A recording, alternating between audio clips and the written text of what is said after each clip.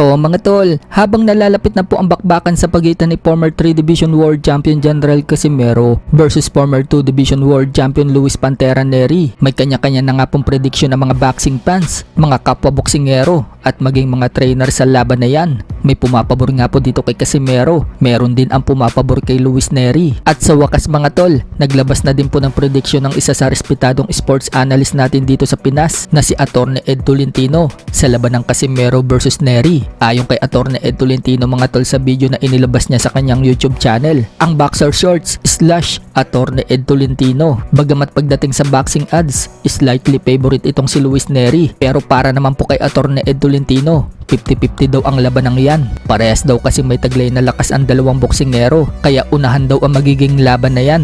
Siguradong action pack daw yan at bakbakang umaatikabo. Napaka-importante din daw ng laban na yan para kay Casimero. Ngayon pa lang, aabangan na daw ng mga boxing fans kung ano daw ang ipapakita ni Casimero dito kay Nery.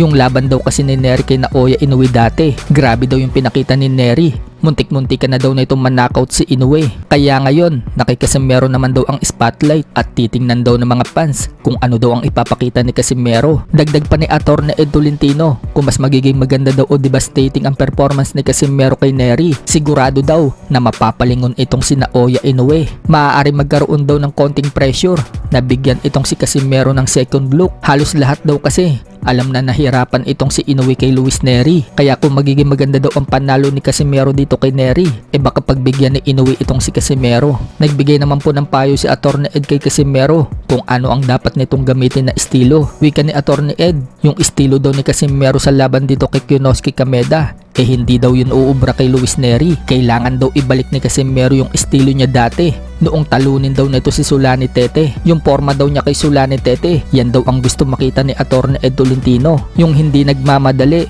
may tactical approach at kuma-counter. Sumusugod daw itong si Luis Nery, kaya kailangan wag daw salubungin ni Casimero. Yan nga daw ang naging problema ni Inoue dito kay Luis Nery. Sinalubong daw si Nery, kaya ito bumagsak. Kailangan daw maging patient ni Casimero kasi maluwag naman daw ang depensa ni Luis Nery, kaya pwede daw yan timingan ni Casimero. Kaya nga daw magbago ng estilo ni Casimero, habang si Luis Nery, ganyan na daw talaga ang estilo, sugod ng sugod. Sa kabilang banda naman mga tol, naglabas po ng video ang promotion ni Casimero, ang Psycho Lash. Binida nga po nila dyan si Casimero at hype na ang laban. Sinabi nga po dyan ni Casimero, wag daw palampasin ang laban nila ni Luis Nery. Bakbakan daw talaga ang laban na yan. Parehas daw silang may lakas ni Nery at napaka-importante din daw para kay Casimero ang laban na yan. Magaling daw na boxer itong si Luis Nery, pero kapag tinalo daw niya si Luis Nery, isusunod daw niya si Naoya Inoue. Yung laban daw kasi niya kay Nery, yan daw ang ticket para makalaban niya si Inoue. Pero kung ayaw daw siyang labanan ni Inoue,